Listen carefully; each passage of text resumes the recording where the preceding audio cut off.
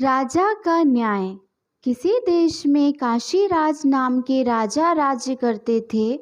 उनकी पत्नी का नाम करना था। उनका जन्म राजवंश में हुआ था। महल में सुख सुविधाओं का कोई अभाव न था। सेवा के लिए बहुत से दास दासियां थीं। उनके चारों ओर सुख ही सुख था। दुख क्या होता है इस बात को वे जानती ही नहीं थी। करुणा बहुत अधिक सुंदर थी। राजा उनसे अतः प्रेम करते थे। उनके मुख से बात निकलने भर की देर थी कि उसके पूरा होने में देर नहीं लगती थी। दिसंबर का महीना था। कड़कड़ाती ठंड पड़ रही थी। एक दिन रानी ने वर्णा नदी में स्नान करने का निश्चय किया। राजा ने आज्ञा दी कि वर्णा की ओर जाने वाले सारे मार्ग रोक दिए जाएं और सभी घाट खाली कर दिए जाएं। आदेश होते ही सभी मार्ग रोक दिए गए। नदी के तट व घाट निर्जन हो गए। जो लोग घाटों के पास झोपड़ियां बनाकर रह रहे थे वे भी उन्हें छोड़कर चले गए। अब वहां केवल पक्षियों का कलरव सुनाई दे रहा था। रानी अपनी सखियों के साथ घाट पर पहुंची। वर्णा नदी के तट पर उनका हास्य परिहास्य गूंजने लगा। उस समय पूर्व दिशा में सूर्य उग रहा था। रानी ने अपनी सखियों के साथ नदी की झिलमिल करती धारा में स्नान किया। पानी बहुत ठंडा था। ठंडे पानी में स्नान करने के कारण रानी बुरी तरह ठिठुर गई और थर-थर कांपने लगी। कँप-कँपाते होठों से उन्होंने कहा, मैं ठंड से मरी जा रही हूँ। जल्दी आग जलाओ और मेरे प्राण बचाओ। रानी की आज्ञा पाकर सखियाँ पास के जंगल से लकड़ियाँ लेने जाने लगी। रानी ने कहा, इतनी दूर कहाँ जा रही हो? देखो, पास ही फूस की झोपड़ियाँ हैं। इसी में आग लगा दो। किसी तरह इस ठंड से तो छुटकारा मिले। यह सुनकर एक सखी ने कहा, महारानी ऐसा ना करें। यह झोपड़ी ना जाने किस गरीब की होगी। इसमें ना जाने कौन यति सन्यासी रहता होगा। झोपड़ी के जलने से वह निराशय हो जाएगा।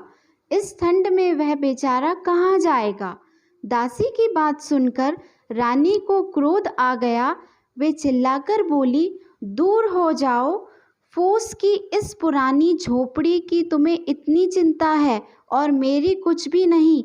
मेरी आज्ञा का तुरंत पालन करो। रानी की हट देखकर सखियों ने झोपड़ी में आग लगा दी। झोपड़ियाँ धू-धू करके जल उठी। आग की लपटें आकाश छूने लगी। नदी के किनारे खड़े पेड़ों पर बैठे हुए पक्षी कोलाहल करते हुए आकाश में उड़ गए। आग की चिंगारियाँ एक झोपड़ी से दूसरी झोपड़ी पर गिरने लगी। आग चारों ओर फैल गई। थोड़ी ही देर में घाट की सभी झोपड़ियां जलकर राख हो गई। ठंड से कांपती रानी को आग की लपटों की गर्मी बहुत अच्छी लगी। आग तापकर रानी अपनी सखियों के साथ हास परिहास करती हुई राजमहल में लौट आई।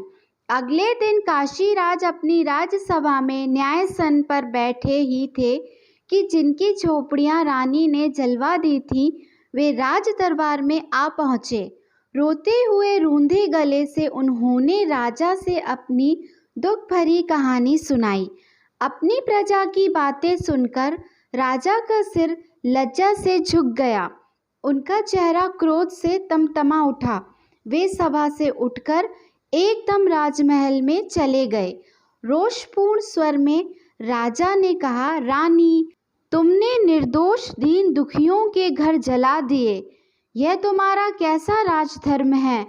यह सुनते ही रानी रूठकर बोली, उन फूस की पुरानी टूटी फूटी झोपड़ियों को आप घर कह रहे हैं?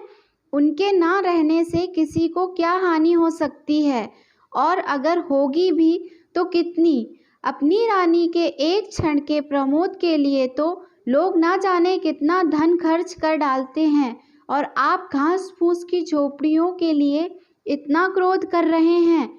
राजा ने दासियों को रानी के सभी राजसी वस्त्र व आभूषण उतारने व भिखारिन के कपड़े पहनाने को कहा। राजा की आज्ञा से दासियों ने महारानी के राजश्री वस्त्र और आभूषण उतार लिए और भिखारिन के कपड़े पहना दिए।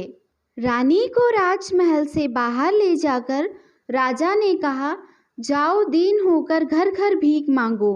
तुमने अपने एक क्षण के सुख के लिए जिन गरीब लोगों की झोपड़ियों को जला दिया था, तुम्हें उन्हें बनवाना होगा। मैं तुम्हें 1 वर्ष का समय देता हूँ। 1 वर्ष बाद तुम राज्यसभा में आना और सबको बताना कि दीन की झोपड़ी का क्या मूल्य है। रानी 1 वर्ष तक राजमहल से बाहर रही। गर्मी, सर्दी और वर्षा सहते हुए उन्होंने कठिन परिश्रम किया। तब जाकर पूरे 1 वर्ष में वे झोपड़ियां बनकर तैयार हुईं। अब रानी को झोपड़ी का वास्तविक मूल्य समझ में आ गया था। राजा उन्हें आदरपूर्वक महल में ले आए। आशा करते हो कि यह एक छोटी सी कहानी आपको पसंद आई होगी। इस कहानी पर आपकी क्या राय है, हमें कमेंट करके ज़रूर बताएं। कहानी पसंद आई हो तो लाइक और शेयर ज़रूर कीजिए। चैनल पर नए हो तो सब्सक्राइब करना ना भूलें। कहानी सुनने के लिए बहुत बहुत धन्यवाद।